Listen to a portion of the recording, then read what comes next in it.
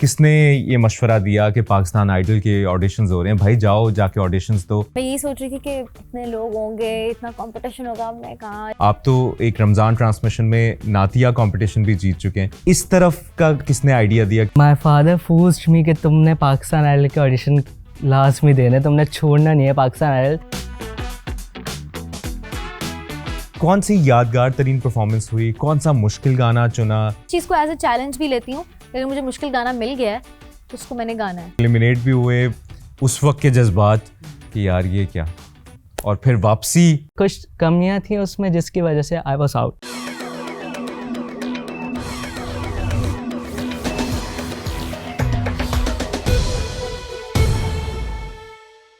अस्सलाम वालेकुम, कैसे हैं आप लोग? उम्मीद है आप लोग बिल्कुल ठीक ठाक होंगे। जियो पॉडकास्ट की एक और स्पेशल एपिसोड के साथ आपकी खिदमत में हाजिर हैं। मैं हूं मुबशिर हाशमी। जियो पॉडकास्ट में हम मुख्तलिफ क्रिकेटर्स, सेलिब्रिटीज़, एक्टर्स, म्यूजिशियंस से आपकी मुलाकात करवाते हैं। कुछ दिनों पहले आपने पाकिस्तान आइडल के 2 कंटेस्टेंट्स के साथ हमारा जियो पॉडकास्ट देखा और उसका बड़ा ज़बरदस्त फीडबैक आया। आपने बहुत प्यार दिया तरब और नबील को। आज उसी सिलसिले की एक और कड़ी है, और ये 2 कंटेस्टेंट्स भी, वैसे तो आप प्रमोशंस और कैप्शन में इनका नाम देख चुके हैं, लेकिन ये दोनों भी बहुत ख़ास हैं। और ये वो लोग हैं जो टॉप 15 में आए हैं और कमाल कर रहे हैं। और इनकी आवाज़ का जादू ना सिर्फ पाकिस्तान में बल्कि सरहद पार भी दुनिया भर में इनको जो फीडबैक मिल रहा है, जो हमें अंदाज़ा होता है, तो बड़ी खुशी होती है कि ये वो जो जेन ज़ी के स्टार्स हैं और जो नाम रोशन कर रहे हैं पाकिस्तान आइडल में आकर, तो हम उम्मीद कर सकते हैं कि ये कल को बहुत बड़ा नाम होंगे। और आप लोग बहुत अरसे बाद, कुछ अरसे बाद ये सर्च कर रहे होंगे, ये वो लोग थे जो जियो पॉडकास्ट में आए थे, पाकिस्तान आइडल के कंटेस्टेंट्स। हमारे साथ मौजूद हैं समिया गौहर। बहुत बहुत शुक्रिया समिया। समिया का ताल्लुक़ लाहौर से है और लाहौर से ये कराची आई हैं, अपनी आवाज़ का जादू जगा रही हैं। बहुत शुक्रिया आप आई। मोहम्मद मिनाम हमारे साथ मौजूद हैं, जो कि कराची से आए हैं और कराची में ही होते हैं, तो अपने होम ग्राउंड पे खेल रहे हैं और कमाल कर रहे हैं। एक दफ़ा वाइल्ड कार्ड एंट्री से दोबारा वापसी भी हुई है, तो आपसे बहुत सी बातें करनी है, आपकी इजाज़त से। समिया, आपसे आगाज़ करेंगे डिस्कशन का। कहाँ से ये शुरू हुआ, किसने ये मशवरा दिया कि पाकिस्तान आइडल के ऑडिशंस हो रहे हैं, भाई जाओ जाके ऑडिशंस दो? लाहौर में दिया, लाहौर से ताल्लुक़, लेकिन आप पिंडी गई जाने ऑडिशंस देने? बिल्कुल, मेरा इनिशियली तो आइडल का कोई वो नहीं था, क्योंकि मुझे था कि मतलब मैं यही सोच रही थी कि इतने लोग होंगे, इतना कंपटीशन होगा, मैं कहाँ इस तरह से। तो मेरे बड़े भाई हैं, बिल्कुल अली भाई, जिनके पास मैं काम भी करती हूँ एज अ म्यूज़िक प्रोड्यूसर, तो उन्होंने मुझे कहा कि बेटा यू शुड गो। तो मैंने कहा अली भाई नहीं, मतलब मैं बस वेट करी थी किसी तरह डेट्स गुजर जाएं, कुछ हो जाए और मैं ना दे सकूं ऑडिशन। बट अली भाई ने मुझे ज़बरदस्ती स्टूडियो में बिठाया, उन्होंने मेरी वीडियो बनाई, बिगिन पे अपलोड की जहां ऑडिशंस अपलोड हो रहे थे। So basically he is the one जिन्होंने मुझे कहा कि बेटा यू शुड गो, आप पाकिस्तान आइडल में, वो तुम्हारी जगह है, मतलब सिंगर्स के लिए, और वो एक प्लेटफॉर्म है बिल्कुल। और पाकिस्तान में इतने सालों बाद वापस आया था पाकिस्तान आइडल, तो एक बिल्कुल एक डिफरेंट एक्सपोजर होना था और सारा कुछ। तो उन्होंने कहा कि तुम जाओ वहाँ पे, बहुत अच्छा एक्सपीरियंस होगा तुम्हारा। खैर, उन्होंने मेरा ऑडिशन वगैरह बिगिन पे अपलोड कर दिया। उसके बाद फिर जब फिज़िकली ऑडिशन हुए वहाँ पर लाहौर में, तो मैं गई वहाँ, और वहाँ पर इतना रश था लाहौर के ऑडिशन में, इतना रश था कि मैं सारा दिन वेट करती रही, मेरी बारी नहीं आई वहाँ पर। और फिर मैं डिसअपॉइंट होके घर आ गई। मैंने कहा कि शायद नहीं था, मतलब नसीब में नहीं था इस तरह से कुछ। लेकिन मुझे पता लगा 2 दिन बाद पिंडी में ऑडिशंस हो रहे हैं, तो पिंडी करीब ही है लाहौर से, तो मैंने अपने पेरेंट्स से पूछा कि मैं चली जाऊँ अगर पिंडी जाके ऑडिशन दे दूँ। उन्होंने कहा अगर तुम्हें ठीक लग रहा है तो चली जाओ। तो मैंने कहा ठीक है। तो फिर मैं अपने भाई को लेके पिंडी गई और मैं भाई के साथ वहाँ गई, और फिर जाके मैंने वहाँ पे ऑडिशंस दिए। वहाँ पे भी मेरी मैं सुबह 9 बजे की गई हुई थी और 4 बजे तक, लेकिन ये था कि मेरी बारी आ गई थी फिर।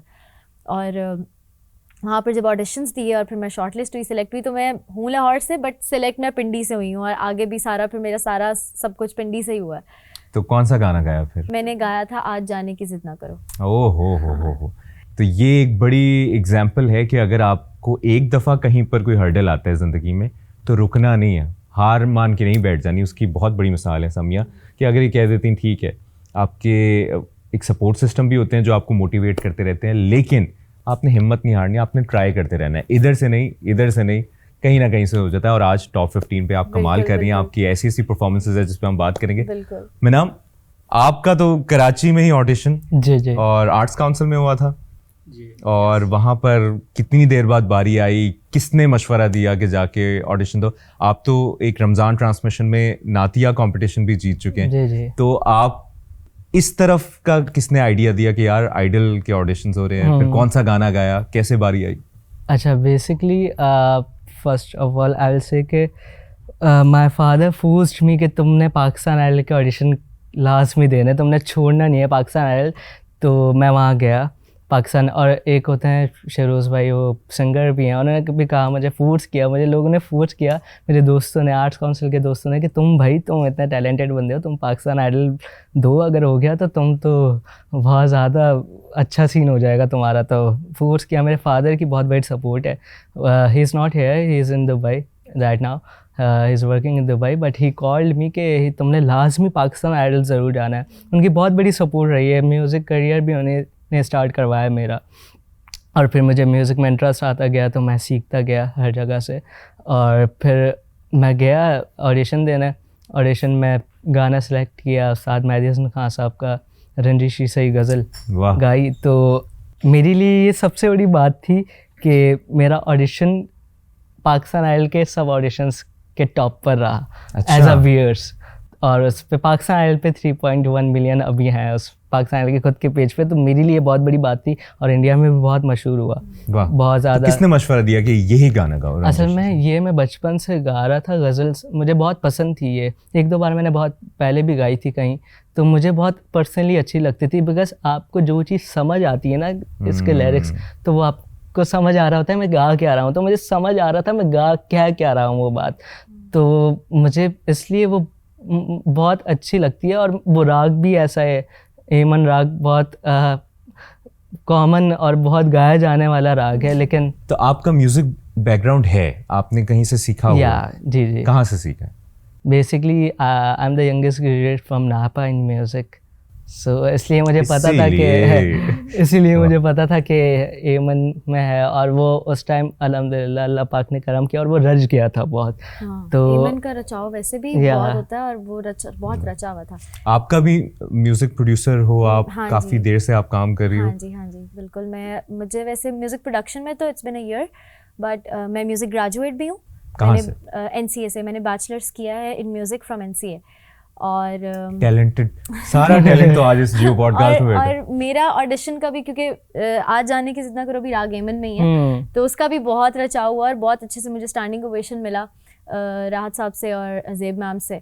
तो मुझे बल्कि उन्होंने ये कॉम्प्लीमेंट भी दिया सर राहत ने, उन्होंने कहा कि आपने जिस तरह इतना मुश्किल गाना है जिसको आपने जितनी आसानी से इस तरह से गाया है, पता लग रहा है आपने बैचलर्स इन म्यूजिक किया हुआ है। तो मेरे लिए मेरी 4 साल की डिग्री वहीं पे कंप्लीट हो गई थी कि मुझे ये सर से कॉम्प्लीमेंट मिल गया कि हाँ आपका 4 साल। अच्छा, मैं ये ज़रूर जानना चाहूँगा कि एक तो आप ये वाली अपनी जर्नी का बता रही हो, रावलपिंडी जाना, वहाँ पर ऑडिशन देना, क्योंकि देखिए अपनी एक जगह होती है तो आप बड़ा कंफर्ट लेवल होता है, आप अपने घर से तैयार होकर निकले, वो पूरा वो वक्त मुश्किल होगा यकीनन, कोई साथ भी नहीं था, भाई था सिर्फ, और कहाँ रहना है, कब लाइन लगनी है, कहाँ हो रहा है? जी, लाहौर में तो क्योंकि मैं 10 साल से म्यूज़िक कर रही हूँ और मैं ऑलमोस्ट सबको जानती हूँ म्यूज़िक इंडस्ट्री में। लाहौर में तो एटलीस्ट मैंने हर स्टूडियो में काम किया है, हर तरफ, हर सबके साथ ऑलमोस्ट तकरीबन सबको जानती हूँ मैं लाहौर में। तो जब मैं लाहौर ऑडिशंस में गई तो वहाँ पे ऑलरेडी मैं कोई 50 लोगों को जानती थी, फेमिलियर फेसेस थे, और कभी बात नहीं भी हुई भी तो मैं उनको जानती थी एटलीस्ट, हाँ ये लोग भी हैं, ये भी आए ऑडिशन, ये भी देने आए ऑडिशन, ये भी देने आए, because Lahore is my city. जब मैं पिंडी गई तो पिंडी में ऑलरेडी इतना रश था, और मैं डायरेक्टली लाइक हम लोग रात को निकले थे, मैं और फिर मेरा भाई, आई थिंक हम लोग 5-6 बजे निकले थे, 5 बजे, और हम लोग डायरेक्टली 9 बजे वहाँ पहुँचे हैं, पिंडी आर्ट्स काउंसिल, वहाँ पे ऑडिशन हो रहे थे, हम डेवो पे गए थे, और वहाँ से उतर के हम लोग डायरेक्ट वहाँ गए, ऑडिशंस दिए। मेरा भाई, मैंने उसको पास ही मॉल था, मैंने कहा तुम वहाँ जाके बैठ जाना, बिकॉज अंदर तो कोई हालात ही नहीं, अंदर जाने भी नहीं देंगे वो एक्स्ट्रास को साथ, तो लाइक आपके कोई गार्डियन कोई आया हुआ कुछ भी नहीं, फीमेल्स के साथ अलाउड था, बट मेरा भाई, मैंने कहा क्या करेगा वो बेचारा, एक तो मेरे साथ पहले ही आया है, उसको फिर मैं अंदर भी ले जाकर बैठा दूँ, तो मैंने उसको कहा तुम मॉल चले जाओ, मैं अंदर जाकर ऑडिशंस दे के ना तो फिर मैं आ जाऊँगी, जैसी फ्री होंगी तो आई विल कॉल यू। तो इज़ लाइक ओके।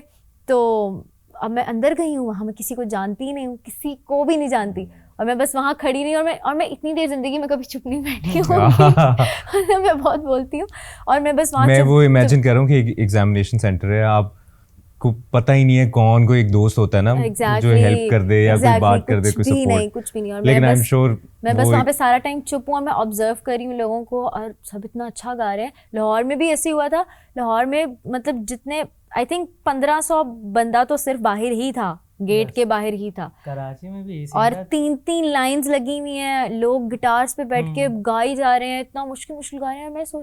आज मैं सोचती हूँ कि मैं टॉप 16 में हूँ, टॉप 15 अब तो हो गए, तो मैं सोचती हूँ कि मैं इतने लोगों में से निकल के आई हूँ। मतलब उस वक्त जब मैं गई थी तो मैंने सोचा भी नहीं हुआ था कि मैं इस तरह आ जाऊँगी। मैं इनफैक्ट अली भाई से भी, जब मैं बीच में स्पेल में गैप था तो मैं लाहौर गई, मैं अली भाई से स्टूडियो में बैठ के ये बात करी थी कि मतलब अली भाई मैं तो जाना ही नहीं चाह रही थी, आपने मुझे भेजा, जाओ। और अब देखें कितनी मुश्किलों के बाद, और अब मैं यहाँ पर क्वालिफाई कर गई और टॉप 16 में हूँ। इतने लोग जानते हैं, कहीं बाहर निकलते हैं लोग पहचानते हैं आप वही हैं पाकिस्तान आइडल वाली, और मतलब इतना अच्छा लगता है। तो मतलब अल्लाह ताला के प्लान्स कुछ और होते हैं, हमारे प्लान्स कुछ और होते हैं। तो कराची में भी इतना ही रश था? कराची में तो 3000 प्लस ऑडिशंस थे और उसमें लाइंस लगी हुई थी इतनी ज़्यादा। मेरे जितने भी दोस्त हैं ना आर्ट्स काउंसिल के और नापा के, वो भी मेरे साथ आए थे। मेरे लिए सबसे बड़ी बात है कि उन्होंने मेरे साथ अपने ऑडिशंस दिए और खाली मुझे कॉल आई थी फाइनल ऑडिशन के लिए कि you are selected in the final audition. 3 idiots वाला सीन हो गया, पास हो जाए तो मस्त। उन्होंने मुझे बहुत दुआएं भी दी और जैसे कि ऑडिशन बहुत वायरल हुआ, उससे बहुत ज़्यादा कामयाबी मिली। अच्छा, एक बात मैं ज़रूर, उस दिन तरब और नबील भी आए हुए थे और आज आप और समिया बैठे। पाकिस्तान आइडल एक ज़बरदस्त प्लेटफॉर्म है, ऑब्वियसली किसी एक ने जीतना है, किसी एक ने एंड तक जाना है, लेकिन आप लोग जीत चुके हो इस एज में आकर। इस एज में इतने एक्सपोजर, इतनी आवाज़ में दर्द है आप दोनों के। आप कोई भी जीतता है पाकिस्तान आइडल, लेकिन ये आप सबकी जीत है कि आप लोगों ने अपना आप मनवाया है। एंड समिया आप भी, मैनम आप भी, बहुत प्यारी आवाज़ है। समिया, आपकी इंस्पिरेशन कौन, किसकी वजह से म्यूज़िक शुरू किया या किसकी वजह से दिल किया कि यार म्यूज़िक करना चाहिए?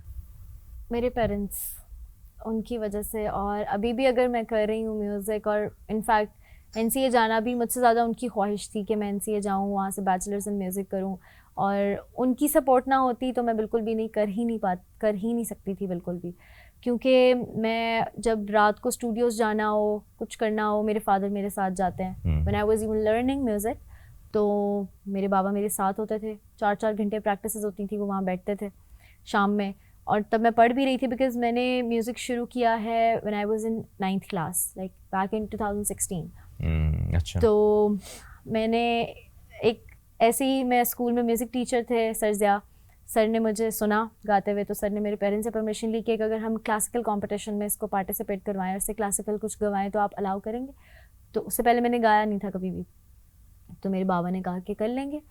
तो ऑल पाकिस्तान म्यूज़िक कॉन्फ्रेंस होती है लाहौर में हर साल एनुअली, और वहाँ पर फिर मैंने परफॉर्म किया और मैंने प्रैक्टिस की 20 दिनों में। राग सर ने मुझे तैयार करवाया, राग पूरिया धनाश्री में ख़याल, वो तैयार करवाया और मैंने फिर वो गाया और मुझे फर्स्ट प्राइज़ मिला, लाइक गोल्ड मेडल।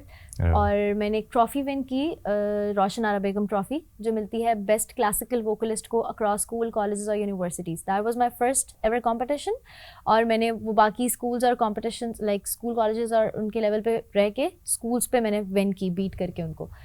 तो वो मेरे लिए एक बहुत मोटिवेशन थी, एक बहुत मुझे उससे हुआ कि नहीं, मुझे आगे करना चाहिए म्यूज़िक। आपको एक मोटिवेशन मिलती है ना, एक आपको सपोर्ट मिलती है। उसके बाद मैंने कंसेक्टिवली 3 साल मैंने ऑल पाकिस्तान म्यूज़िक कॉन्फ्रेंस में सब कैटेगरीज में गोल्ड मेडल विन किया। वाह। एमेच्योर्स में, फिर कॉलेज यूनिवर्सिटीज़ में, और उसके बाद फिर मैं वॉइस ऑफ अल हमरा बनी 2019 में। फिर मेरी स्टडीज़ थ्रू आउट जो थी वो स्पॉन्सर्ड थी, लाइक मेरी जितनी भी एकेडमिक स्टडीज़ थी वो स्पॉन्सर्ड थी और स्कॉलरशिप्स पे पढ़ी हूँ मैं म्यूज़िक बेस पे। प्राउड ऑफ यू समिया, माशाल्लाह, इतनी टैलेंटेड लड़के हमारे साथ बैठी। जबरदस्त समिया। और मैं पंजाब कॉलेज से पढ़ी हूँ, ₹10 स्कॉलरशिप पे पढ़ी हूँ। और इस तरह से मतलब मेरी जितना भी एकेडमिक था वो सब मेरा म्यूज़िक की वजह से मैं पढ़ सकी हूँ। इस दौरान सुनती किसको थी? सुनती मैं सब आर्टिस्ट्स को सुनती हूँ, टू बी ऑनेस्ट। लेकिन एक होता है ना मैडम वो- नूर जहाँ को बहुत सुनती हूँ। अच्छा। उनके गीत, उनके जितने भी गाने गाए और सारा कुछ सुनती हूँ, क्योंकि मेरी लर्निंग तो क्लासिकल म्यूज़िक में है। मतलब मैंने ट्रेनिंग क्लासिकल म्यूज़िक में लिया, सीखा भी, और मैंने अपना थीसिस भी क्लासिकल म्यूज़िक पे किया। मैंने अपनी ओरिजिनल खुद कॉम्पोजिशंस बनाई हैं 4 क्लासिकल रागों में। और मतलब ट्रेनिंग मेरी क्लासिकल म्यूज़िक में है, बट सुनती मैं सब कुछ हूँ। मैं पॉप भी सुनती हूँ, मैं रॉक भी सुनती हूँ, मैं ईस्टर्न क्लासिकल म्यूज़िक भी सुनती हूँ, प्योर ईस्टर्न क्लासिकल म्यूज़िक। और मैंने जब अपना थीसिस किया था, मैंने नॉर्थ इंडियन क्लासिकल म्यूज़िक पे किया था थीसिस, रिसर्च एंड एवरीथिंग। मैंने ऐसे राग ढूंढे थे जो बहुत कम गाए जाते हैं, और फिर मैंने उन रागों में क्लासिकल बंदिशें बनाई थी। This was my thesis and I topped in my batch. Very nice. तो मैडम नूर जहाँ को बहुत सुनती हूँ, और नुसरत फ़तेह अली खान साहब को बहुत सुनती हूँ, और इंडिया में बहुत आर्टिस्ट्स हैं उनको सुनती हूँ, यहाँ पर पाकिस्तान में और मल्टीपल आर्टिस्ट्स हैं जो हर जॉनरा सुनती हूँ। आपको तो लोग ये भी कहते हैं ना शिल्पा राव जैसी भी आपकी उनकी आवाज। आवाज़ मतलब मेरी ऑडिशंस के बाद मतलब जितने भी वीडियोस आती हैं उसके नीचे कहते उसकी आवाज़ शिल्पा राव से बहुत मिलती है। और अभी बल्कि जो मेरी आइडल की परफॉर्मेंस आई है उसमें सारे कह रहे हैं कि हदीका कियानी जी से बहुत मिलती है आपकी आवाज़, तो मतलब वो सबसे बना देते हैं। वेरिएशन है समिया के पास, और वो नज़र भी आता है। और जिस तरह आप अपनी अचीवमेंट्स बता रही है, कमाल। आपकी इंस्पिरेशन दादा जान, क्योंकि आप तो 2 साल के थे, लेकिन उनकी कोई रिकॉर्डिंग्स वगैरह थी? हाँ, उनकी 1-2 रिकॉर्डिंग्स उस तरह हो नहीं पाई, लेकिन मैंने 1-2 सुनी। बेसिकली मैं उस्ताद नुसरत फ़तेह अली खान साहब को बहुत सुनता हूँ। मैं ये देखता हूँ कि मैं सबको सुनता हूँ, बेसिकली इट डिपेंड ऑन के चल क्या रहा है मार्केट में। जैसे मैं हसन रहीम को भी बहुत सुनता हूँ इस तरह से, जेन ज़ी हो और हसन रहीम बना लाइक आसिम अजहर की कॉम्पोजिशंस आई लव, जिस तरह वो कॉम्पोजिशन बनाता है। आतिफ असलम तो वैसी लेजेंड है।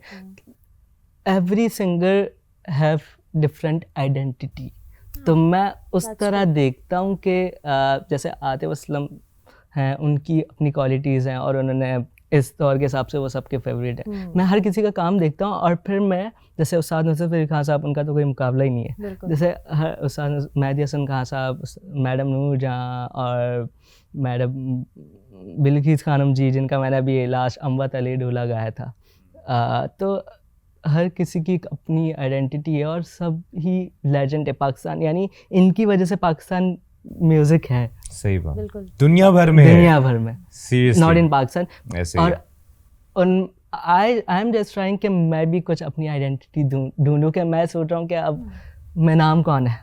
तो मैं आई एम जस्ट ट्राइंग कि मैं कोशिश कर रहा हूँ कि मैं जो गा रहा हूँ, मैं भी आइडल में भी ये कोशिश कर रहा होता हूँ कि जो भी मैं गा रहा हूँ उसमें मैं नाम नज़र आए। जैसे जब मैंने रंजिश गाया तो ma'am Zeb Bangash was crying, तो अभी लास्ट अम्बा तले ढोला में भी sir Bilal Maqsood was crying, he was crying के मतलब उन्होंने मुझे एक बहुत अच्छा कॉम्प्लीमेंट दिया कि इसमें मैं नाम नज़र आ रहा था मैं, और अखियाँ तो ओले ओले में भी उन्होंने कहा कि मैं नाम नज़र आ रहा था। वो तो आपकी बड़ी प्यारी परफॉर्मेंस थी। तो उसमें बस मैं कोशिश करता हूँ कि जो भी गाऊँ उसे अपना बना के गाऊँ। मतलब अभी मैंने ये भी पूछना है कि जब एलिमिनेट हुए थे और फिर वाइल्ड कार्ड एंट्री, उस पर भी हम वापस आते हैं।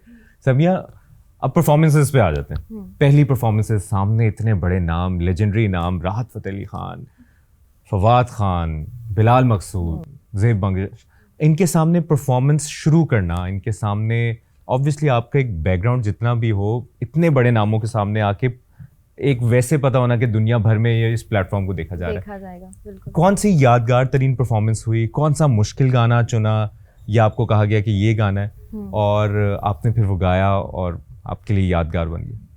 सो बेसिकली मेरी अभी तक हमारी गाला राउंड्स की 4 परफॉर्मेंसेस हुई हैं, 4 से 5, 4। पहली परफॉर्मेंस वाज आज जाने की जिद ना करो, आज जाने की जिद ना करो। देन थिएटर राउंड में मैं ते मेरा दिलवर जानी, फिर उसके बाद गाला राउंड्स में चेत चढ़िया, सुनो सुनो, एक पल एंड चन मेरे मखना। तो मेरी 6 परफॉर्मेंसेस हुई हैं। 6 परफॉर्मेंसेस में से मेरी 4 परफॉर्मेंसेस जो हैं वो मिलियंस पे। लाइक आज जाने की जिद ना करो is on 1.5 million on my Instagram, और चन मेरे मखना is on 1 million on Instagram and 700K on idols official YouTube channel. उसके बाद जो मेरी एक पल बई जाना वाली performance has crossed 1 million and they just uploaded it like 5 days ago और 6 days ago। 5-6 दिनों में 1 मिलियन क्रॉस कर लिया उसमें। चेत चढ़िया is on 1.1 million on Instagram. तो मेरे लिए ये बहुत अचीवमेंट है। सही। लेकिन इस सॉन्ग सिलेक्शन में कभी किसी ने कहा कि ये गाना है, या ऐसा होता है कि ये मुश्किल है, ये ट्राई कर सकती हूँ, या आपको नहीं, हाँ जी ये गाना है, और मैं इस चीज़ को एज ए चैलेंज भी लेती हूँ कि अगर मुझे मुश्किल गाना मिल गया है तो उसको मैंने गाना है। अब जैसे चेत चढ़िया जो गाना था, चेत चढ़िया 2 दिन में मैंने तैयार किया था, हुमैरा चन्ना जी का। और मतलब सुना मतलब कुछ गाने ऐसे होते हैं जो आपने बस सुने होते हैं ऐसे रैंडमली, और आपने उसको कभी कंपटीशन हाँ, के yes. पर्सपेक्टिव से या उस पॉइंट ऑफ व्यू से आपने तैयार नहीं किया होता उसको, तो इतना बड़ा स्टेज और इतना सब कुछ है, तो वहाँ पर आपने तो तैयार चीज़ गानी है अपनी। तो मुझे जब चेत चढ़िया गाना मिला तो मैंने सुना हुआ था, लेकिन मैंने जिस तरह से प्रॉपर्ली इन कॉम्पिटिशन के उसमें, और मुझे उसके लिरिक्स भी नहीं समझ आ रहे थे, खैर उसको, और वो गाना बहुत मुश्किल है, it looks very easy but it's very technical. तो जब वो मैंने सुना पहले कि क्या है, चेत चढ़िया के तनु असी तक आ चेत, इतना ऐसे से गाना चल रहा है, इतने ज़्यादा लिरिक्स हैं, सांस लेने की जगह ही नहीं है।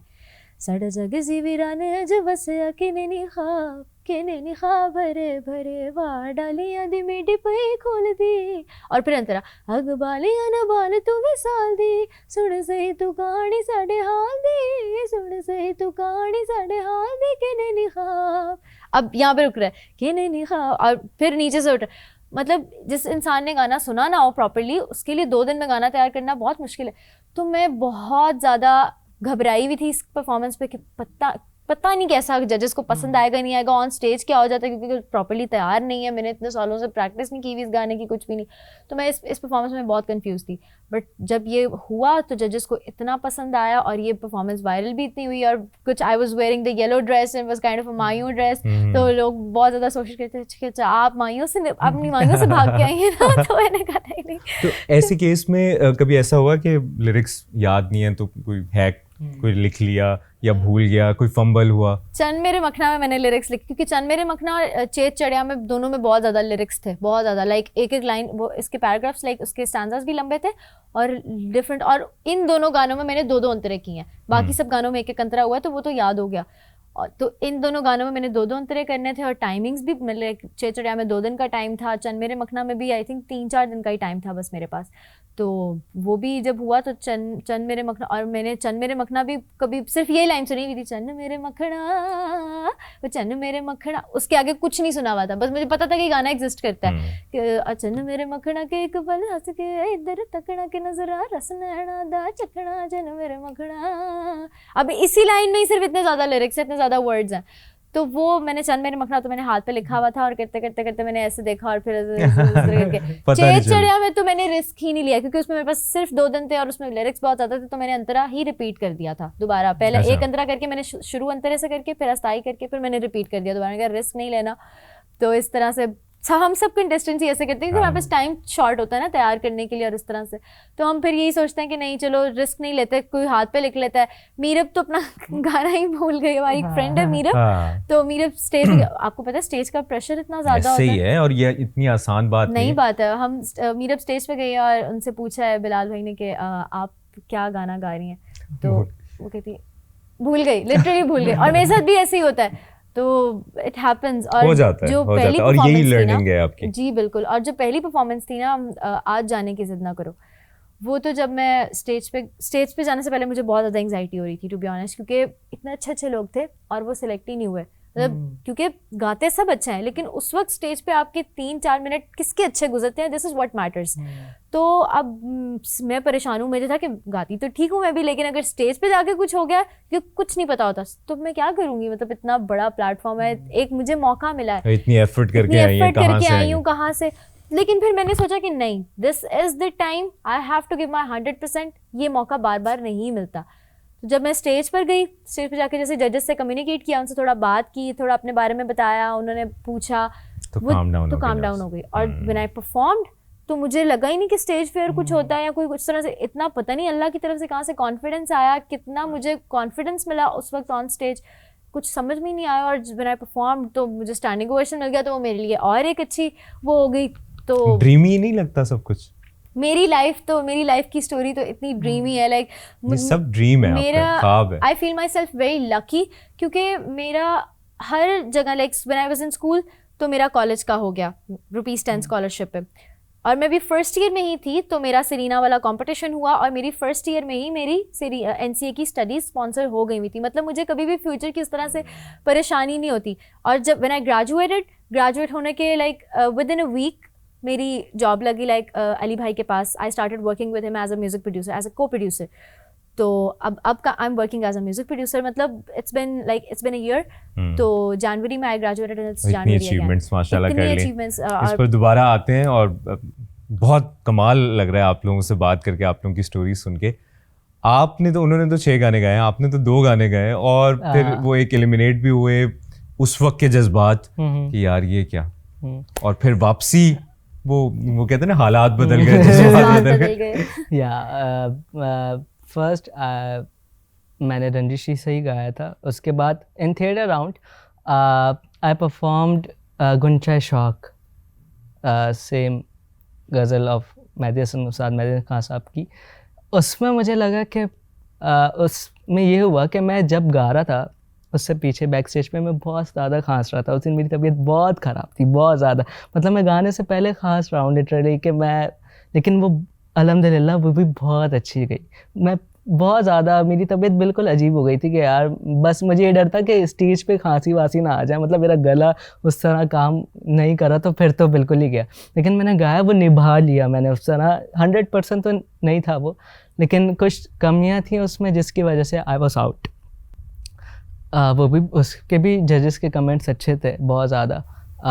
ऑडिशन स्टैंडिंग ओवेशन उस परफॉर्मेंस पे, गुंचा शौक पे नहीं मिला था स्टैंडिंग ओवेशन। रंजिशी सही पे स्टैंडिंग ओवेशन था, गुंचा शौक पे नहीं मिली थी। और वो उस पे कुछ कमियां उन्होंने मुझे बताई थी कि ये हुआ, और मुझे पता था वो, बिकॉज जाहिर सी बात है मेरी तबीयत बिल्कुल भी ठीक नहीं थी। अंदर क्या चल रहा था मुझे पता, और मैंने बताया भी नहीं था ऑन स्क्रीन कि मेरी तबीयत ख़राब है ये सब। तो उसके बाद आई वॉज आउट। उस दिन मैं घर आया और मैं पूरी रात नहीं सोया। तो उस टाइम मुझे ऐसा लग रहा था कि म्यूज़िक ख़त्म हो गया है, मतलब मेरी लाइफ, मतलब मैं सोच रहा था यार टॉप 16 में जाऊंगा, ये होगा। मैंने पूरी, मतलब मुझे ऐसा इतना कॉन्फिडेंट आ गया था, पता नहीं क्या था, कि यार मैं टॉप 16 में शायद चल जाऊंगा, मुझे मतलब ये मैंने यकीन कर लिया था। फिर उसके बाद हुआ कि आई वॉज आउट, मेरे फादर से बात हुई, वो कह रहे चलो कोई बात नहीं, म्यूज़िक नहीं रुकता, म्यूज़िक कभी भी नहीं रुकता आपका। म्यूज़िक कह रहा है अभी तो स्टार्ट है, अभी बहुत कुछ करेंगे। फादर ने बहुत ज़्यादा हौसला दिया। उन्होंने मुझे रोज़ उनसे मेरी रोज़ कॉल पे बात होती है कि तुमने इस तरह करना है, तुमने इस तरह करना है। अच्छा, वो खुद भी गाते हैं या वो he is basically a photographer, he is not a singer, but उनका भी मीडिया से लिंक वगैरह रहा है बहुत ज़्यादा। आर्टिस्ट तो है। तो उसके बाद व्हेन आई रीच्ड होम, तो उसके बाद मैं तो बिल्कुल ही, मैं इतना ज़्यादा वो हो गया था, मैंने कहा चलो सही। उसके बाद किसी ने मुझे बोला कि फिर रंजिशी सही देखा मैंने, इतनी वायरल हो गई है पूरी दुनिया में, पूरी इंडिया, पाकिस्तान, एवरीवेयर। वो मुझे लोग बाहर से इंटरनेशनल ऑफर्स आ रही हैं, कुछ लोग कमेंट्स कर रहे हैं कि भाई तुम लंदन आके परफॉर्म करोगे, ये करोगे। तो इंटरनेशनल ऑफर्स भी हुई थी उसके बाद कुछ। तो उसके बाद मेरे एक दोस्त ने मुझे बोला कि तुम वापस आओगे। मैंने कहा कैसे भाई, कुछ भी नहीं दिख रहा, अब तो सब खत्म है। तो उन्होंने कहा कि भाई तुम वापस आ रहे हो, देखना वाइल्ड कार्ड तुम्हारे लिए या कुछ ना कुछ ऐसा होगा, तुम वापस आ जाओगे, बस उम्मीद रखो कुछ ना कुछ। फिर वाइल्ड कार्ड अनाउंस हुआ, उसमें मेरा नाम आया। तो उस वक्त क्या जज्बात? उस वक्त बहुत, लेकिन पता है उस वक्त मैंने नहीं सोचा था कि, उस वक्त आई वाज थिंकिंग दैट कि अगर मैं वाइल्ड कार्ड पे वापस आ गया तो भी ठीक है, ना आया तो मुझे अपना तो म्यूज़िक करना है ना, जाहिर सी बात है, म्यूज़िक तो कभी नहीं रोकेगा। फिर मेरा माइंड सेट बहुत डिफरेंट हो गया था। आई वाज थिंकिंग दैट कि I should focus on my originals, except के यार पाकिस्तान आइडल। आई वाज, जाहिर सी बात है टॉप 16 आना बहुत बड़ी बात होती है, लेकिन मैं नहीं आया था उस टाइम। तो मैं आई वाज थिंकिंग दैट कि नहीं, छोड़ दो पाकिस्तान आइडल को अभी ज़रा, आई should focus on my music originals, जिसकी वजह से अब मैं आगे अपनी जर्नी स्टार्ट करूँगा। पाकिस्तान आइडल का तो पता नहीं अब मैं वापस जाऊँ या ना जाऊँ। लेकिन एज आ पब्लिक का रिएक्शन बहुत ज़्यादा। आपने कॉन्सर्ट्स भी शुरू कर दिए? हाँ, मैंने अभी लास्ट हैप्पी न्यू ईयर पे I performed on the food grant as a big concert. तो उसके बाद हुआ ये कि वाइल्ड कार्ड अनाउंस हुआ एज अ पब्लिकली, तो मुझे दिख रहा था पब्लिक की सपोर्ट बहुत थी, वोटिंग्स बहुत ज़्यादा, बहुत वोटिंग्स थी, लाखों में वोटिंग्स होंगी। तो मुझे रहा था कि मैं वापस आ जाऊँगा, लेकिन मैं उम्मीद नहीं लगा रहा था। मैंने कहा कुछ भी हो सकता है यार, 6 बंदे, कंबर भी था उसमें, हफ्सा भी थी और सरफराज भी था। तो आई वॉज थिंकिंग दैट कि शायद आ जाऊँगा। लेकिन जब मुझे कॉल आई जिस रात के शाम में, मुझे कॉल आती है कि congratulations, you are selected for Pakistan Idol again, you are coming back. तो मुझे इतनी खुशी हुई, मैंने सबसे पहले अपने फादर को कॉल की, कि मैं हो गया हूँ। तो मैंने कहा अल्हम्दुलिल्लाह, शुक्र अल्हम्दुलिल्लाह कि वापस आ गया हूँ।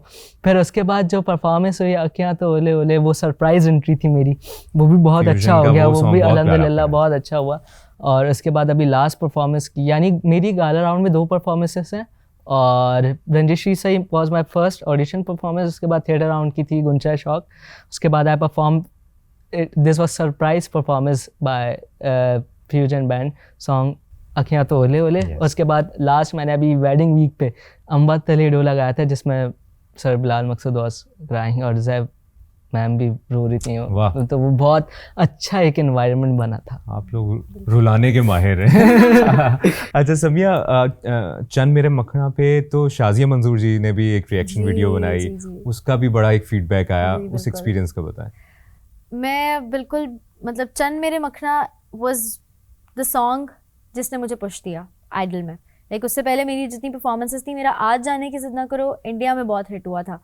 उसमें मुझे इंडिया से बहुत रिस्पॉन्स आए थे, मुझे डीएम्स, कमेंट्स और कुछ इंडियंस ने उस पर रिएक्शन वीडियोस बनाई यूट्यूब पे।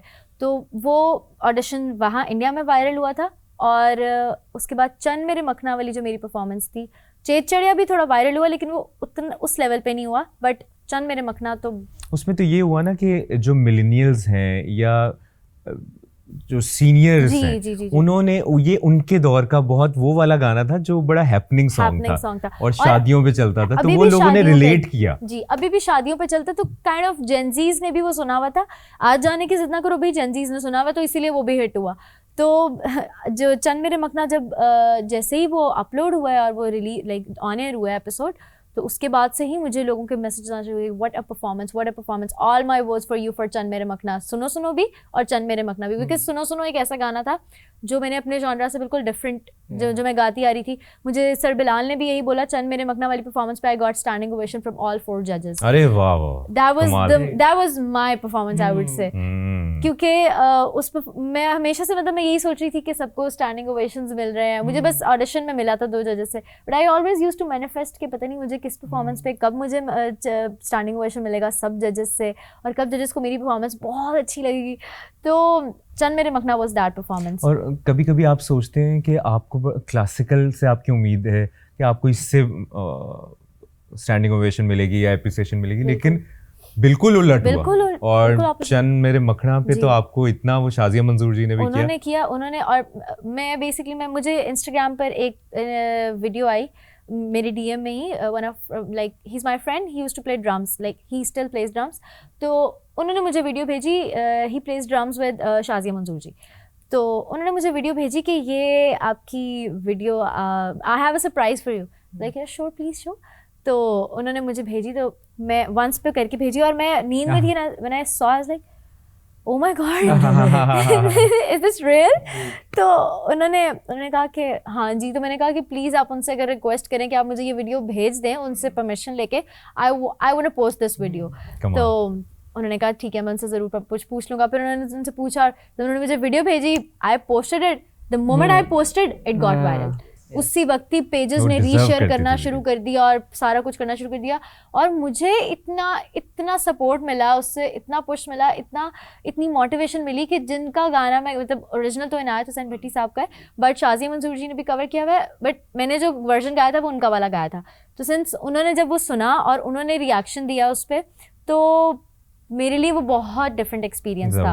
और सब लोग भी, और मेरे साथ पता नहीं क्यों मेरे साथ ऐसे होता है, जब मैंने सैंग चेत चढ़िया, मेरी हुमैरा जी से बात हुई, उसके बाद जब मैंने चंद मेरे मखना गाया तो उन्होंने रिएक्शन वीडियो बना दी। अभी जो मेरी एक पल बही जाना की परफॉर्मेंस थी, आसिम रजा सर का फिल्म का गाना है, वो सामने बैठे हुए थे जजेस पैनल में, उनके सामने मैं उन्हीं की फिल्म का गाना गा रही हूँ। तो मेरे साथ मैंने स्टेज पे भी बोला, मैंने कहा मेरे साथ पता नहीं क्यों ऐसे हो रहा है, सब कुछ अच्छा चल रहा है। तो मतलब मैं बिल्कुल भी एक्सपेक्ट उस तरह से नहीं किया, लाइक वाओ ओके सब कुछ अच्छा हो रहा है, मेरे साथ हो रहा है। हमने फूफू पे भी बात करनी है, फूफू का क्या सीन है, क्योंकि आप, मुझे ऐसा लगता है कि सबसे ज्यादा कराची वाली लैंग्वेज में तफरी करने वाली और लाहौर वाली शुगल लगाने वाली है। अच्छा मैनाम, आपने जिस तरह अपनी जर्नी का बता रहे हो, और इस दौरान आपने वो अप्स एंड डाउन्स देखे हैं जो शायद बाकी कंटेस्टेंट्स ने उस तरह नहीं देखे, तो ओवरऑल जब एलिमिनेट हुए उस वक्त आसपास के आपका कौन सा उस वक्त तक दोस्त बना था, किसने थोड़ा हौसला दिया कुछ नहीं होता, और फिर जब वापस आए उनसे मिले? बेसिकली जब एलिमिनेट हुआ तो लोग एक बस मुझे इस बात की खुशी है कि लोग पूरी आवाम ये कह रही थी कि सबके मुंह पे ये था कि मैं नाम को क्यों निकाला, बस। तो ये बहुत बड़ी बात थी कि जब वाइल्ड कार्ड आया तो लोग कह रहे थे कि मैं नाम तो आना चाहिए लाजमी, मैं नाम के बगैर कुछ भी नहीं। मतलब पूरी जितनी भी पब्लिक, अब मेरे इंस्टाग्राम पे जो मैंने रंजिश ही सही डाली वो मिलियंस में है, जितने मेरा इंस्टाग्राम के डैशबोर्ड्स मिलियंस पे चल रहे हैं, तो मेरे लिए बहुत बड़ी बात है। तो उन्होंने कहा कि उन्होंने एक हैशटैग बना दिया था, मैं नाम should be bring back, back में नाम, ब्रिंग बैक में नाम, या अच्छा। मैं नाम शुड बी बैक। तो उस तरह पूरा हैशटैग बहुत वायरल हुआ था, वो हैशटैग हर जगह चल रहा था कि मैं नाम, मैं नाम, मैं नाम। तो मेरे लिए बहुत बड़ी बात थी कि अच्छा, मेरे ऑडिशन के बाद और थिएटर राउंड से निकलने के बाद मुझे वो पोजीशन मिल गई थी। मतलब एक होता है ना कि टॉप 16 में जाने के बाद वो पोजीशन मिलेगी, मुझे वो ऑडिशन के बाद ही मिल गई थी। ये मेरे लिए बहुत करम की बात है कि मैं ऑडिशंस के बाद ही मैं इतना ज़्यादा वायरल हो गया था हर जगह के लाइमलाइट। हाँ, लाइमलाइट फॉर यू, टिकटॉक के फॉर यू पे चल रहा था मैं, क्योंकि टिकटॉक कुछ टिकटॉकर्स हैं जो मेरे फ्रेंड हैं बहुत बड़े बड़े, तो वो कह रहे थे कि तुम भाई 4 दिन से फॉर यू पे चल रहे हो। मैंने कहा वाह क्या बात है। तो बहुत करम हुआ। और उसके बाद जब वापस आया तो उसके बाद अखियाँ तो ओले ओले गया, सब जिसका रिएक्शन बहुत अच्छा था कि दिस वाज वेरी। आपको बेस्ट फ्रेंड कौन बना इस दौरान? किसी के साथ बनी? क्योंकि उस दिन तरफ से भी बात हो रही थी, तो वो जो कराची का है वो अपने घर चला जाता है। यस, ज्यादातर दोस्तियां वो हैं जो गेस्ट हाउस। यस, ऐसा ही है। अभी तक मैं गेस्ट हाउस खाली एक ही दफा गया हूँ जब मेरा वार्डरोब टाइल था, उसके बाद उसके अलावा because I am busy in concerts वगैरह ना, मेरे कॉन्सर्ट्स हैं, कुछ और चीजें हैं, आई एम वर्किंग ऑन ओरिजिनल, तो इस वजह से कुछ I am just working on that. चले जबरदस्त। अब हम बात करेंगे सबसे शुगली सबसे तफरी करने वाली फूफू के नाम से मशहूर। क्या है फूफू? और आपकी परफॉर्मेंस, और जब आप मिल के परफॉर्मेंसेज हो रही होती ना तो आप अलग से स्टैंड आउट कर रही होती, क्योंकि एक ना फन एलिमेंट आपका बड़ा जबरदस्त होता है। उस बारे में बताएं, फूफू कौन है और फिर ये फूफू इज एक्सपीरियंस कैसा, जो दोस्तें कौन बनी, सबसे अच्छी दोस्त कौन बनी? Fufu is basically a stuff toy जो हम सब कंटेस्टेंट्स गए हुए थे क्रीक वॉक। हम क्योंकि कराची जब लास्ट स्पेल में आए हुए थे तो हम बहुत एक्सप्लोर कर रहे थे कराची, कभी पोर्ट ग्रैंड जा रहे थे, और हम इनफैक्ट तब टॉप 16 अनाउंस नहीं हुए हुए थे। वाइल्ड कार्ड अनाउंस नहीं हुआ था उस समय। हुआ ये था कि वाइल्ड कार्ड मैं वाइल्ड कार्ड पे था, नॉमिनेशंस आई थी वाइल्ड कार्ड की, अभी वोटिंग्स चल रही थी, रिजल्ट्स नहीं अनाउंस, आपको कॉल भी नहीं आई हुई थी अभी वाइल्ड कार्ड की। हम पोर्ट ग्रैंड गए हैं और वहाँ पे आगे हमें एक आवाज़ आई है, कोई इंसान रंजिश ही सही गा रहा है। We just entered and I randomly thought it might be Minam, because आवाज़ बहुत ज़्यादा मिल रही थी। और जब हम एंटर हुए हमने जाके देखा तो वाज मिनाम परफॉर्मिंग और हम सब कंटेस्टेंट्स वहाँ गए एंजॉय करने के लिए, और वहाँ पे मिनाम आगे परफॉर्म करे तो बड़ा वो फिट था। तो हम लोग इसी तरह घूमने चल जाते थे। तो एक दिन हम क्रीक वॉक गए और वहाँ पर हमने वो वहाँ पे होती है ना एरिना में जो गेम्स होती हैं, कुछ ऐसे करके आपने विन करना होता है तो आपको टॉय मिलता है। तो मैंने वहाँ पर वो शूटिंग वाली थी तो वो उसमें से मैंने वो विन किया, तो मुझे उसने कहा कि आप इसमें से, तो मुझे फूफू बहुत फैसिनेट किया, मैंने उसको ले लिया। अब घर आके फिर मैंने सबसे पूछा इसका नाम क्या रखूँ, सबने इतने अजीब अजीब नाम बताए, फिर मैंने इसका नाम खुद ही फूफू रख दिया। इतना क्यूट सा था फूफू। तो वो सारे बल्कि इतना तंग करते हैं, कोई इसको पूपू बुलाता है, कोई कुछ बुलाता है, कोई कुछ, सब ने अलग अलग नाम उसके डाले हुए, उसको उठा के मारते हैं बेचारे को। दरब तो कहती है बस नहीं चलता, इसको पकड़ के कर दो, इतना क्यूट है। तो मैंने उस बेचारे को संभाल के रखा हुआ। फिर एक दिन आपका सपोर्ट सिस्टम है Fufu. Fufu is my only one in Karachi. तो फिर मैं एक दिन ऐसे ही उसको सेट पे ले गई फूफू को। मैंने कहा थोड़ा शुगर लगेगा, फन होगा, मजा आएगा, क्योंकि मैं बहुत एक्सट्रोवर्ट हूँ इस तरह से। तो मैं बहुत, मेरा हर वक्त यही होता है कि बस मैं कुछ ना कुछ करती हूँ, कुछ, और मेरी जिंदगी में भी कुछ ना कुछ चल रहा होता है, बहुत एडवेंचरस होती है मेरी लाइफ, कुछ ना कुछ हो रहा होता है हर वक्त। तो कंटेस्टेंट्स में भी मतलब जब ये होता है कि मैं बोर नहीं होने देती किसी को, कुछ ऐसे ही बैठे होते हैं रैंडमली, कुछ कोई प्लान बना लेती हूँ, सबको तंग करती रहती हूँ, कुछ करती रहती हूँ। और सारी आइडल की टीम भी सारी यही कहती है, मैनेजमेंट लाहौरी हो तो लाहौरी को पता होता है किस तरह फन एलिमेंट क्रिएट करना होता है। तो आइडल की सारी टीम भी मेरे से बहुत ज्यादा मतलब तंग नहीं है, बट वो ये कहते हैं कि ये हमें सबसे ज्यादा तंग करती है। मैं चेड़े वाली परफॉर्मेंस में अगर आपने नोटिस किया होगा कि नहीं, मेरे एक हाथ पे नेल्स लगे हुए, एक पे नहीं लगे हुए। मैं परफॉर्म करी हूँ, एक हाथ पे मेरे नेल्स लगे हुए, मैसेज गा रही हूँ, एक पे नेल्स नहीं लगे हुए, क्योंकि परफॉर्मेंस से लिटरली परफॉर्मेंस से 5 मिनट पहले मैं बैक स्टेज बैठ के नेल्स लगा रही हूँ ग्लू के साथ। और वहाँ पर हमारे प्रोडक्शन की भाई हैं, वो आके मुझे कह रहे हैं कि समया क्या कर रही हो, रोल हो रहा है, तुम यहाँ पे बैठ के नेल्स लगा रही हो। मैंने कहा 1 मिनट लगा लेने दे, एक हाथ हो गया, प्लीज दूसरे हाथ पे लगाने दे। तो कहते हैं नहीं नहीं नहीं नहीं नहीं, ऐसा हो ही नहीं सकता। फिर मैंने जब मेरा एपिसोड ऑन एयर हुआ और लोगों ने नीचे कमेंट्स करना शुरू कर दिया, आपके तो एक हाथ पे नेल्स लगे नहीं, मैंने उनको मेंशन किया इंस्टाग्राम में। मैंने कहा इनकी वजह से जाके इनको पूछा, लिटरली लोग उनकी डीएम्स में जाके उनको बोला कि आपने समया को नेल्स क्यों नहीं लगाए। वो कहते हैं समया खुद बहुत ज्यादा तंग करती है, बहुत शुगर लगाती है, बहुत तफरियां करती है स्टेज पे, ठीक है। मैं अब आपको दिखाया करूंगा कि ये किस तरह से हमें तंग करती है, ताकि आप लोग मेरी साइड ले और इसकी साइड ना ले। बीटीएस होना चाहिए। BTS होने चाहिए। आपकी दोस्त कौन बनी, कौन किसके साथ आपका? मेरी लड़कियों में टू बी ऑनेस्ट मेरी सब लड़कियां बहुत अच्छी हैं, और ये मैं कोई सियासी बयान नहीं दे रही, और मतलब हाँ मतलब लड़कों में कुछ है जो ऐसे, मतलब लड़कों में बहुत ज्यादा डिप्लोमेसी और बहुत ज्यादा डिप्लोमेटिक हैं ये लोग सारे। मैं तो कहती हूँ इनको मैं बहुत ऐसा कुछ नहीं। I am not talking about you, but overall if I से यूजुअली आपको पता है यूजुअली लड़कियों में बस नाम ऐसा बता दे कौन सा है डिप्लोमेटिक, उसकी कोई एक परफॉर्मेंस का गाना बता दे, हम गेस कर लेंगे। सारी हैं। अखियां तो नहीं गायब? नहीं, मतलब एक मैं ओवरऑल बात कर रही हूँ। दोस्त मेरी लड़कियों में मेरी ज्यादा दोस्ती मतलब गेस्ट हाउस में माहम के साथ है, रविश के साथ है, और मतलब मैं रात को माहम से बैठ के मुझे नाश्ता बना के देती है, क्योंकि मुझसे हम उठते इतना लेट है और हम लोग सारी रात जागते रहते हैं, गाने गाते रहते हैं और इस तरह से करते हैं, सुबह हम लोग लेट उठते हैं। तो अच्छा, आपके लिए एक ऐसा एक्सपीरियंस जरूर होगा क्योंकि दूसरों के साथ कोई ना कोई एक सपोर्ट सिस्टम है। अम्मा की याद आती है, अम्मा से बात होती है, लाहौर जाने का दिल करता है। मेरा तो रोज दिल करता है लाहौर जाने, लेकिन मैं कहती हूँ नहीं अभी नहीं जाना, अभी जीत के जाना है। मैं सोचती हूँ लाहौर चली जाऊँ, लाहौर इतना याद आता है, फिर मैं कहती हूँ नहीं अल्लाह मियाँ अभी नहीं जाना, मैं दुआ भी नहीं करती कि मुझे लाहौर जाना है, अभी नहीं जाना। तो मतलब मुझे मामा की याद आती है, बाबा की बहुत याद आती है। मामा में रोज उनसे मतलब कभी कभी ऐसे होता है कि स्किप हो जाता है, जैसे अभी हमारे कुछ शूट्स नहीं चल रहे, कोई 1-1.5 हफ्ते का गैप है, तो अभी हम लोग ज़रा थोड़े रूटीन से हट के थोड़ा इजी हुए हैं। बट जब शूट्स और सारा कुछ होता है तो बात भी नहीं होती घर वालों से 2-2 दिन इस तरह से। तो फिर वो वैसे इतने सेंसिटिव हैं पेरेंट्स, तो वैसे ही आपको पता है इस एज में इतना हो जाते हैं कि सेंसिटिव हो जाते हैं कि हमारे बच्चे हमसे बात नहीं कर रहे इस तरह से, तो वो नाराज़ हो जाते हैं। मम्मा कहती हैं हाँ तुम्हारे पास तो टाइम नहीं है बात करने के लिए, अब तो स्टार बन गई। तो मैं कह नहीं, अब मैं उनको कैसे बताऊँ कि नहीं मतलब मैं भी आपको मिस करती हूँ, लेकिन बस वो एक स्केड्यूल नहीं बन पाता। फिर मैं उनको बस कॉल कर लेती हूँ, वीडियो कॉल कर लेती हूँ, बात हो जाती है। बट सबके साथ मुझे बहुत होता है कि सबके साथ कोई ना कोई है, घर वाले अलाउड मुझे भी था, बट क्योंकि मेरी लाहौर में एक अपनी लाइफ है सबकी और सब सेटल्ड हैं, तो आ नहीं सकते। भाई की यूनिवर्सिटी है, बाबा का अपना काम है, और क्या नाम है मामा की अपनी जॉब है, तो नहीं इस तरह से हो सकता। यहाँ पर एक बहन जो है छाई हुई है पाकिस्तान आइडल में, बिल्कुल वो वहाँ से बैठ के मुझे सपोर्ट कर रहे हैं। 9 बजे जैसे ही वोटिंग लाइंस ओपन होती हैं, उनको पता है फूफू है, अभी तक टेंशन नहीं होनी। फूफू है। अच्छा, मैं ये ज़रूर जानना चाहूँगा, जब राहत साहब से मुलाकात हुई, राहत साहब, फवाद खान, बिलाल मकसूद, ज़ेब बख्शी, बहुत बड़े नाम हैं और लेजेंडरी नाम है, इन्होंने अपनी अपनी फील्ड्स में कमाल किया हुआ है। ऐसा ही। तो इनसे क्या कुछ सीखने को मिला, एक्सपोजर कैसा मिला? इनसे हर टाइम मैं तो इनको देखता हूँ तो सीखने को मिलता है। ये बड़ी बात है कि how they talk, how they set. एक आर्टिस्ट, जाहिर सी बात है आपके सामने जब चारों आर्टिस्ट बैठे हुए होंगे तो आपको हर चीज़ पता लग रही है ना। आप एक इंटरनेशनल मार्केट, इंटरनेशनल प्लेटफॉर्म पे परफॉर्म कर रहे हो, तो आपको सबसे ज़्यादा वहीं से सीखने को मिल सकता है। और क्योंकि वो चारों ही जो बैठे हैं अपनी अपनी जॉनरा में लेजेंड है, मतलब वो आर्टिस्ट हैं, हमारी मुल्क का सरमाया है।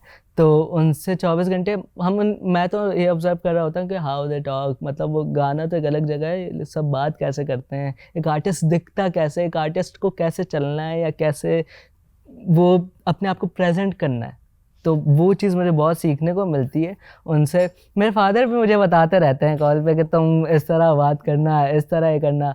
मेरी मदर, अभी सामिया ने जैसे कहा कि इनकी मदर कहती है दो मेरी हालांकि मैं तो कराची में अपने घर में रहता हूँ, मेरी अम्मा कहती है तुम तो बहुत आजकल आर्टिस्ट बने हो, मुझे 1 महीने से मुझसे ना बात कर रहे हो सही से, कभी इधर कभी। लेकिन जब ये पोर्ट ग्रैंड आए थे और आपको नजर आ गए थे लोग? हाँ ना, उस टाइम हुआ था।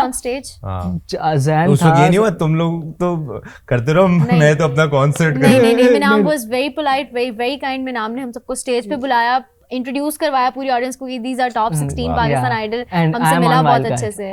मैंने इन सबको स्टेज पे बुला लिया था लास्ट सॉन्ग में, और आई सेड कि please vote me and I'm on wild card but they are now in top 16 I'm not so उस टाइम मुझे बहुत खुशी भी हो रही थी बहुत ज़्यादा कि मैं इनसे वापस मिला मेरे नाम से ज़्यादा हमें खुशी हो रही थी कि no matter if he got eliminated but still he's doing a lot he performed with Harvey और इस तरह से मतलब to be very honest मुझे मेरे नाम की बहुत खुशी हो रही थी कि he is doing great if he got even eliminated भी तो सबसे अच्छी बात पता क्या है जो रिस्पेक्ट है आप लोगों की आंखों में आप लोगों के अंदाज में बहुत सी चीज़ें हैं बहुत से लूप होल्स होते हैं हर किसी की एंकरिंग में होगा किसी की रिपोर्टिंग में होगा किसी के सिंगिंग में होगा एक चीज़ जो आपको आगे लेके जाती है वो होती है रिस्पेक्ट ऐसा ही अपने काम से रिस्पेक्ट अपने गिटार से रिस्पेक्ट अपनी आवाज़ अपने जितना आप किसी को इज्जत देते हैं ना वो आप अपने आप को इज्जत अपनी तरबियत बता रहे होते हैं और वो आप सभी में आप दोनों में यहाँ बैठ के मुझे अंदाजा हो रहा है उस तरह जब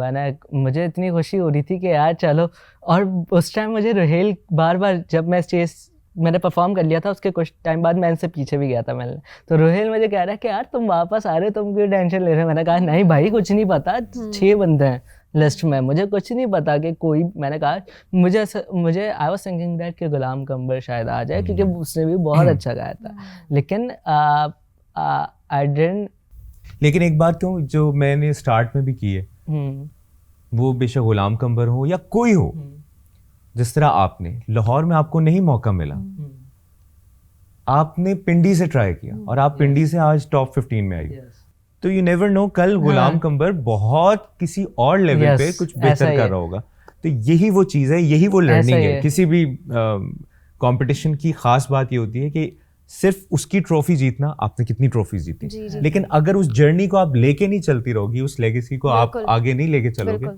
तो वो नहीं होगा आपने क्या सीखा जिस तरह मैं जजेस का पूछ रहा हूँ मुख्तलिफ जजेस से इंटरेक्शन एक्सपोजर और कौन सी ऐसी गलतियाँ थी जो आपने यहाँ के ठीक की कि यार ये सिंगिंग में मुझे बेहतरी हुई पाकिस्तान आइडल की वजह से मुझे जो एक्सपोजर बहुत ज़्यादा मिला यहाँ पर आके यहाँ का एक्सपीरियंस बहुत डिफरेंट था क्योंकि मैंने पहले कभी रियलिटी शो नहीं किया हुआ कोई भी I have performed in Nescafe basement I was featured in Nescafe basement season 5 मैंने ड्रामे का OST किया हुआ अभी पैराडाइज ड्रामा था इकरा अजीज़ का जो यासिर हुसैन भाई ने लिखा है उस ड्रामे का OST मैंने गाया लेकिन मुझे उस तरह से पब्लिकली बाय फेस लोग नहीं जानते थे पाकिस्तान आइडल में आके मुझे लोग बाय फेस जानना शुरू और आई फील लाइक आप आर्टिस्ट सेलिब्रिटी तभी बनते हो जब आपको लोग आपकी शक्ल से आपकी फेस से जानते हैं नाम से भी जानते हैं पर आपके फेस से जब जानते हैं ना आपको लोग पहचानते हैं कि ओह ये वो है जैसे हम कराची में भी निकलते हैं बाहर कहीं भी जाते हैं जो लाहौर भी जब गई थी तो लोग ये हम हमें बुलाते नहीं है ऑफ कोर्स पास आके बोलते नहीं है कुछ आके बोलते नहीं है बट हम पास से गुजरते हैं तो वो पाकिस्तान आइडल वाले ऐसे करके अभी जब मैं कल ओशन मॉल में घूम रहा था पाकिस्तान आइडल वाले आपके साथ पिक्चर बन हाँ, सकती है तो ये हमारे लिए इतना एक्सपीरियंस और आप लोग जीत बहुत डिफरेंट है ये पहचाना जाना आपके काम से पहचाने जाना आपकी आवाज कहते हैं मेरी आवाज ही पहचान है तो वो याद हो रही है लोगों को और जो मैंने सबसे ज़्यादा अपने अंदर जो मैंने चीज़ एक्सपीरियंस की वो ये कि हमें गाने मिलते हैं यहाँ पे हम कभी तो 2 दिन में गाने तैयार करने होते हैं कभी एक हफ्ते में होता है कभी होता है कि ऑन रिहर्सल हम पहुँचते हैं तो हमें गाने बताए जाते हैं कि ये गाने आप लोगों के ये आपने याद करने हैं उसी वक्त ही हम तैयार करते हैं उन गानों को रिहर्सल्स के लिए भी एटलीस्ट कि इतना प्रैक्टिस कर लें कि हम रिहर्स कर सकें उसके बाद फिर हम बाद में उसकी प्रैक्टिस करते रहेंगे तो ये जो एक्सपीरियंस है ये मैंने अपने अंदर एक चीज़ बहुत देखी है कि मेरे अंदर ये चीज़ थी कर सकती थी लेकिन कभी मैंने उस तरह से एक्सप्लोर नहीं किया था तो यहाँ आके जब मुझे जैसे चेयर चढ़िया भी मिला 2 दिनों में गाना जब तैयार हुआ और वो किया मतलब ऑफ कोर्स अल्लाह का करम है ये बिल्कुल गॉड गिफ्टेड है ये चीज़ मेरे अंदर लेकिन ये कि वो एक चीज़ मैंने अपने अंदर न्यू एक एक्सप्लोर की कि मैं गाना कर सकती हूँ क्योंकि स्टूडियोज़ में तो ऐसे ही होता है जब आप जाते हैं जब आपने काम करना होता है प्रोफेशनली तो आप स्टूडियोज़ में जाते हैं आपको गाना वहाँ दिया जाता है आपने उसी वक्त तैयार करना होता है और आपने डेमो गाना होता है या जो भी करना होता है तो आपके पास टाइम पीरियड इतना ही होता है तैयार करने का तो आइडल में आके लाइक कुछ लोग भी बहुत कंप्लेन करते हैं कि हमें गाने एटलीस्ट हफ्ता पहले दें महीना पहले दें हमने तैयार करने हैं ऐसे नहीं होता यही तो बात है टास्क आपको मिलना चाहिए तो हम लोग सभी आई थिंक ये अपने अंदर ये चीज़ एक्सप्लोर करें कि हम कर सकते हैं जो कि हमें पता नहीं है कि हम कर सकते हैं तो हम आइडल में आके इस तरह से सारा कुछ करके और जजेस को जो हम जजेस की जजमेंट जब देखते हैं जब दूसरे कंटेस्टेंट्स गा रहे होते हैं तो हम देखते हैं कि जज क्या उनको रिमार्क्स दे रहे हैं और हम वो गलतियां ना करें और जब हमारे पे, जब मुझे एक दफ़ा के कहते हैं, जैसे सर शुजा जो हैं वो हमारे मेंटोर हैं और वो हमें वहाँ पर गाइड करते हैं, सारा कुछ रिहर्स करवाते हैं, तो वो जब हम गा रहे होते हैं तब वो हमें बता रहे होते हैं कि बेटा ये चीज़ नहीं करो, ये ज़रा मुंह खोल के गाओ, ये ज़रा इस चीज़ को इस तरह से करो, ये यहाँ पे जब जैसे चंद मेरे मखना वाली परफॉर्मेंस की जो आउटरो था वो मैंने इस तरह की, चंद मेरे मखना, शुजा भाई ने मुझे कहा, उन्होंने कहा कि इस तरह इसका आउटरो करना, उन्होंने मुझे तैयारी, मतलब वो थोड़ा थोड़ा बहुत गाइड करते रहते हैं।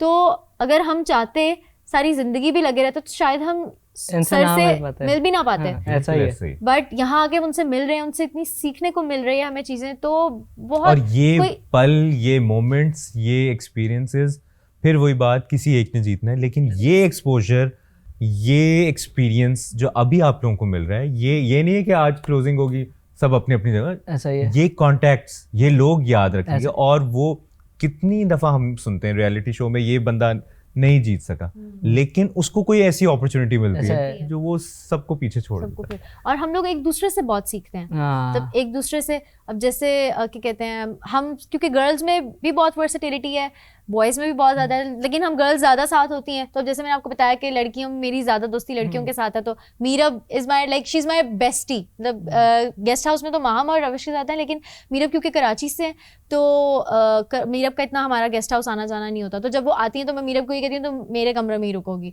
तो हम लोग ऑन स्टेज भी लाइक कुछ करना हो, कोई किसी की गॉसिप करनी हो, कुछ करनी हो, तो मैं और मीरब हम लोग बस थ्रू आउट होते हैं। मेरी ज़्यादा मतलब उस मामले में मेरी मीरब के साथ बहुत बनती है।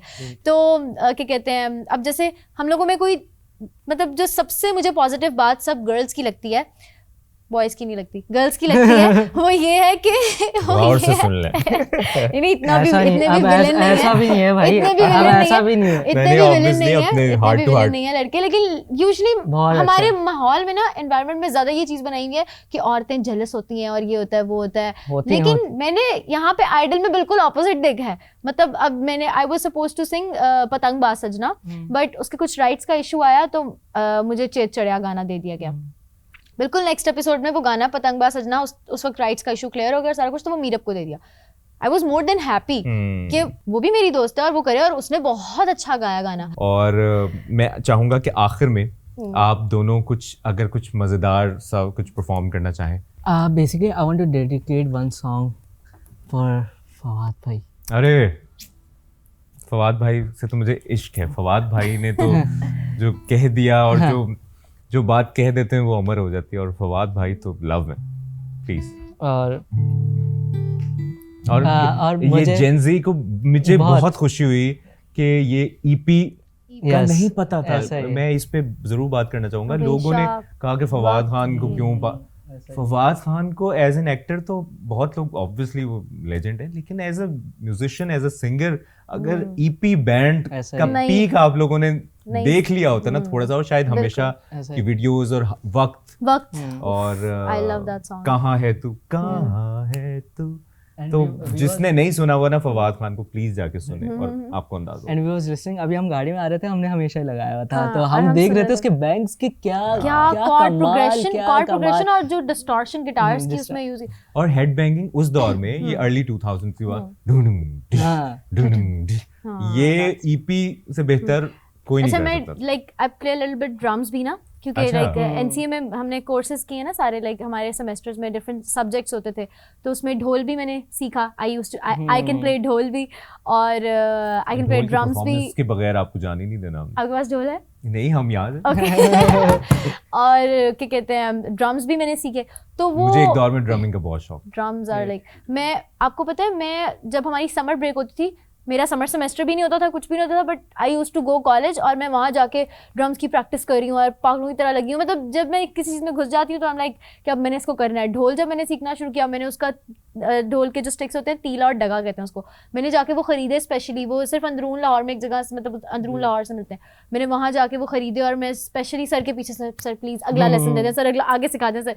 तो मैं समर क्लास में, फिर जब पियानो का सब्जेक्ट था तो पियानो लाइक शीट म्यूजिक के साथ हम देख के हमने पढ़ा है, तो वो मैं जो पीसेस हमें सर ने नहीं भी करवाए हुए थे, मैं वो खुद जाके इंटरनेट पे वो पीसेस के वो पेजेस ढूंढती थी, उनके स्टाफ जो होता है ना, स्टाफ नोटेशंस के उनके जो होते हैं पेजेस, वो मैं लेती थी, प्रिंट करवाती थी, और वो खुद ही से सामने रख के खुद सीखती होती थी। तो मतलब not just like music is not just about singing, it's also about learning में म्यूजिक अब जैसे मैं जब Explore व्हेन आई करना वेंट टू एनसीए और मैंने बैचलर्स इन म्यूजिक किया, लाइक आई एम अ म्यूजिकोलॉजिस्ट, तो जब मैंने बैचलर्स इन म्यूजिक किया तो मैंने ये सोचा कि सिर्फ गाना नहीं है म्यूजिक में, ऐसा ही है। Music production, music technology, Musical music history, theories, music उसको थ्योरी, समझना। म्यूजिक थ्योरी, म्यूजिक थेरेपी और instruments, tabla, I have played tabla, drums, मतलब बिल्कुल प्रो लेवल पे नहीं बट बेसिक्स उसकी मैंने की हैं, तो वो एक बहुत समिया ने आज इस पॉडकास्ट में बता दिया है कि वो क्या क्या कर सकते हैं। सब बता आप दूंगी। लोग सब नहीं, बता आप दूंगी। लोगों को अंदाजा। अभी ढोल भी जब हम सुनेंगे, वो बीट जब सुनेंगे, उसमें जो ड्रम्स हैं हमेशा में कितने क्रेजी हैं। या नापा में भी यही होता है। वो मैं आई वाज जस्ट जब पढ़ रहा था, basically I am the youngest ना, तो मैं उस टाइम बहुत छोटा था, 13 साल का, लेकिन मैंने बहुत कम उम्र में वो सब चीज़ें देखी, music theories, listening to music, वो सब वहाँ भी पढ़ा है। और तो आपने तो नेस्कैफे बेसमेंट में जुल्फी भाई भी ईपी में थे ना। जी, ऐसा जुल्फी ही भाई है। भी अभी हम यही देख रहे थे कि यार ये सारे legends एक साथ अहमद अली थे। भट्ट अहमद ईपी अली में भट्ट। थे। यस और हसान मलिक बड़े जबरदस्त, यानी सब ने वो एक दौर ही बड़े खूबसूरत। और अब पता नहीं पाकिस्तान में मैं गा पाऊँ या नहीं, तो लेकिन यही गा लेता हूँ। हाँ। और इससे पहले गम्बी की आपने गम्बी, या ड्रमिंग, यानी बिल्कुल, उन ही इज वन जैसा of my drummer favourite drummers. अभी दो Ahad Nayani and Gumby, they are my top 2 favourites. Great, 2 हफ्ते पहले ही मैं गम्बी भाई से मिला। अच्छा। I was performing in Ziauddin university, Gumby भाई सामने बैठे हुए, उन्होंने मुझे बहुत अप्रिशिएट किया, उन्होंने अपना नंबर शेयर किया, ही उन्होंने इज कहा वेरी तुम पोलाइट, ही इज वेरी कमाल, नाइस। बहुत आई कमाल। Have met both. Jio podcast की ये स्पेशल एपिसोड आपने देखी समिया गौहर और मिनाम के साथ, और क्या खूबसूरत आवाज़ें हैं, Thank you, क्या thank you so खूबसूरत much. टैलेंट है। मैं हमेशा एक बात करता हूँ, पाकिस्तान आइडल किसी एक ने जीतना है, लेकिन जो ये आवाज़ें डिस्कवर कर दी हैं पाकिस्तान आइडल ने, और जो ये जर्नी आज नहीं कल नहीं 6 महीने, साल, 1.5 साल, 2 साल बाद पता चलेगा कि किन हीरों को आप लोगों ने एक्सप्लोर किया है। जियो पॉडकास्ट की एपिसोड आप दोनों के साथ हमने की, बहुत मज़ा आया। Thank you so much. अब अगली एपिसोड में किसी और के साथ आपकी मुलाकात होगी। अपना ख्याल रखिएगा, तब तक के लिए इजाज़त दीजिए। अल्लाह हाफिज़। और आप दोनों के लिए बहुत सी नेक तमन्नाएं। Thank you so much, thank you so much. Thank you.